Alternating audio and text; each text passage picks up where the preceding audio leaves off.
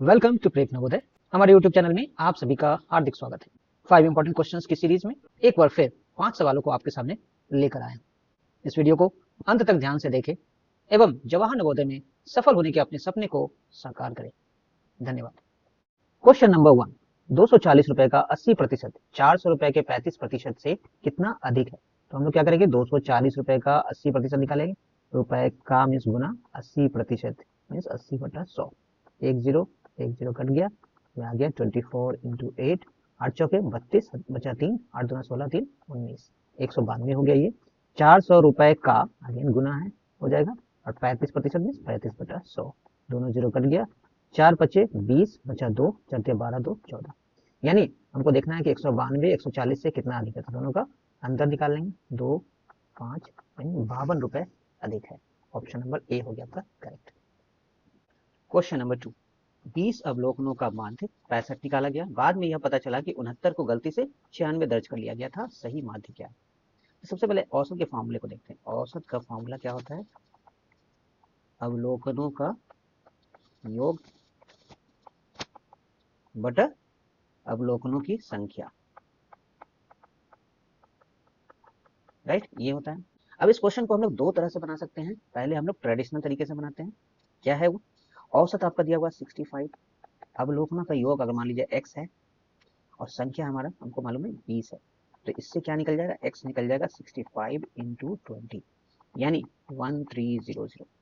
ये क्या था? ये गलत था, क्योंकि हमने कुछ मिस्टेक किया है। क्या मिस्टेक किया है?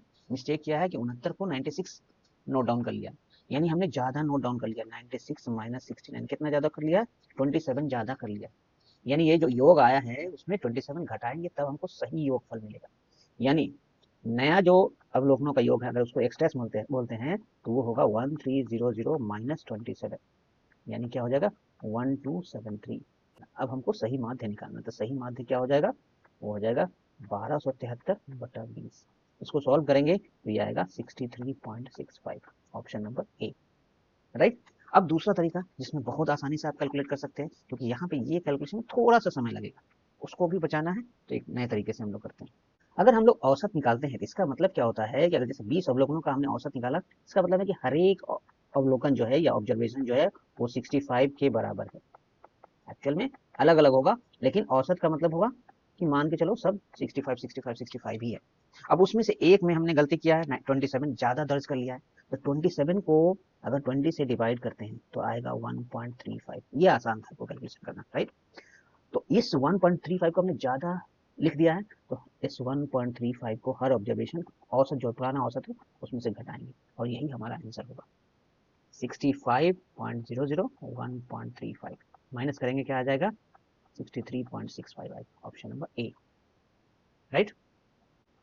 क्वेश्चन 3, एक बस सुबह 9:10 बजे दिल्ली से खुलती है और शाम में 4:20 में चंडीगढ़ पहुंचती है। उस बस की यात्रा का कुल समय कितना है? देखिए साय का मतलब होता है शाम, राइट। तो यानी खुल रही है 9:10 में, एएम है ये, और पहुंच रही है 4:20 पीएम में। इस तरह के क्वेश्चन में जब एएम और पीएम दोनों हो तो उस केस में हम लोग पीएम वाले को 24 आवर फॉर्मेट में कन्वर्ट कर लेते हैं। तो 24 आवर फॉर्मेट के लिए क्या करना होता है? ये जो घंटे का जो समय है उसमें 12 जोड़ देते हैं, उसमें क्या करते हैं? +12 कर देते हैं, तो ये हो जाएगा 60/20, राइट। अब हम लोग 9 आवर 10 मिनट्स, 9:10 जो खुली थी उसको माइनस कर देंगे, हमारा समय निकल जाएगा। ये चूंकि बड़ा है तो कोई दिक्कत नहीं है, बहुत आसानी से बन जाएगा। 20 - 10 होता है 10, और 16 - 9 होगा तो 7, यानी 7 घंटे 10 मिनट बाद ये पहुंचेगी, राइट। क्वेश्चन नंबर 4, 3207 गुना 12 गुना 17 गुना 13 के गुणनफल में इकाई स्थान पर कौन सा अंक आएगा?